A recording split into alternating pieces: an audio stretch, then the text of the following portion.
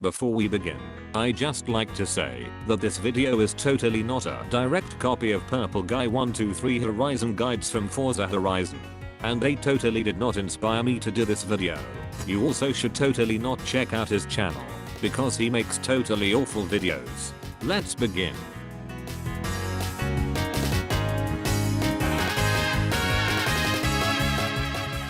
The 2018 TVR Griffith is a TVR that doesn't kill people.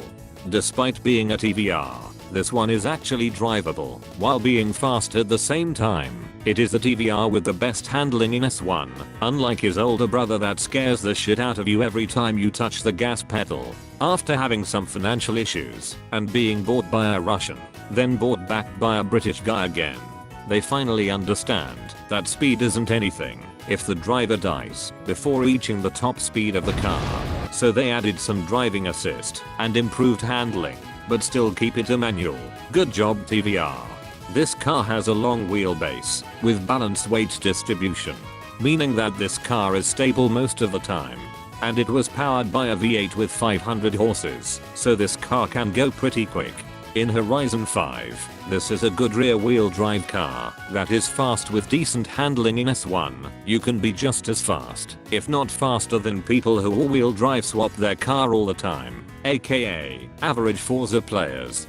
Don't get me wrong, all-wheel drive cars are great, but if you want to drive an all-wheel drive car, just go pick a car that is all-wheel drive by default. You should respect cars instead of ruining them, so try to adapt all kinds of layout. To teach you how to drive, we have brought here a professional racing driver from other studio. Some say he's been unemployed for over 2 years because he went to buy milk. All we know is he is Sans from Undertale, but kinda sus. Let's watch. Like I said at the beginning of the video, this car is fast with decent handling at the same time. It can be competitive in most tracks. The car is so good to drive that you can keep up with all-round amateur cars if you don't make some big mistakes. The key to winning with this car is being confident and consistent when you are dealing with all-wheel drive all-rounder cars, which is 90% of the time. Keep in mind that most all-wheel drive cars tend to understeer a little, so abuse their weakness as your advantage when you can. For example, in a mid or high speed corner, you will notice that your cornering speed is faster than them, and they will understeer to the outside of the corner. Adjust your racing line so you can overtake them from the inside of the corner, since they have already spent their PI on all-wheel drive swapping, so they might not have enough power to keep up with you at the straight. When you are approaching a corner, brake, start downshifting and turn into the apex of the corner. Once you hit the apex, you may press the throttle a little if you already know how to drive an average rear-wheel drive car. But I'm pretty sure that people who watch Horizon guides already know what is throttle control. In mid-high speed corners, you can brake less than the game tells you, or not brake at all.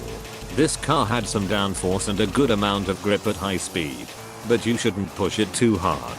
This is not a complete grip build after all. If you notice the car understeer, just tap the brake and gently let off the throttle. The car itself is predictable, as long as you don't do anything aggressive.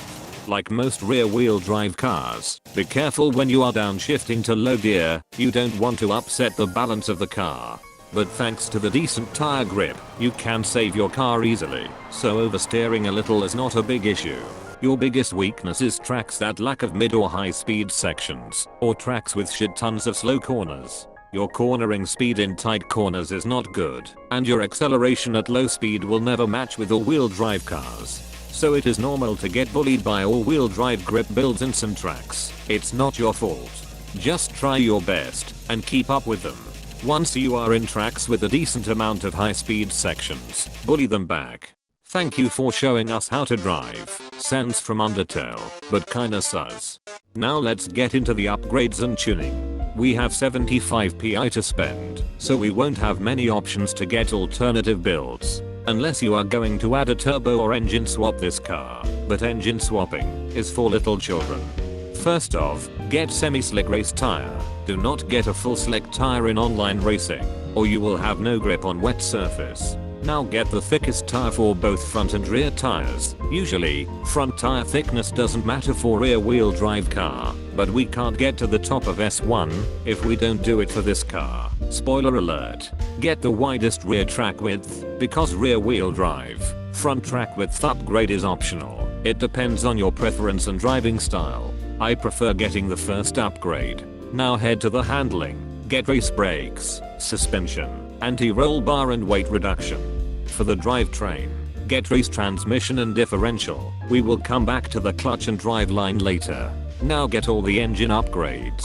We will have enough PI for the rest of the upgrade. Trust me, if you are playing this game in manual or automatic, get the race clutch. If you use manual with clutch like me, then skip this part. You should be at 896 PI, which should be enough to get whatever shitty racer rims you want on your car. But if you want to keep it stock, get the race roll cage, if you don't use race clutch. Now get the best driveline. You should be at 899 PI. You can get lighter rims to squeeze out the last drop of PI. This rim is kinda cool for me. I swear I'm not a racer. Now your Matter Slayer is ready. It's time to tune it for its true potential. You don't have to follow my tuning setup, because it depends on your preference and driving style. Here is my setup for reference. For the tire pressure, get 1.7 at the front, and 1.8 at the back. For gearing, adjust your final drive until your top speed is 345 km per hour, or 214 miles per hour. You can also tune the first and second gear to the top speed a little, if you want an easier launch. For alignment, adjust the camber to -1.8 at the front and -1.2 at the back. Then get 5.5 for the front caster, and get 0.12 out at the front and 0.12 in at the back. Because Purple Guy 123, I want to make the front softer and stiffer at the back. Get 28.5 at the front and 39 at the back. For springs, you can make the ride height lower for more downforce at high speed. I also like to make softer damping in general. Get 9.3 rebound stiffness at the front and 11 at the back. Then get 5.3 bump stiffness at the front and 7 at the back. For brakes, you can just keep the setup stock with ABS on, but you can adjust your braking force lower if you don't want your wheels lock up, and set the front braking force 1% higher for better stability. For differential, get 28% for acceleration and 10% for deceleration. And that's it. If you feel like all of that was too complicated, here is the share code of my tuning setup.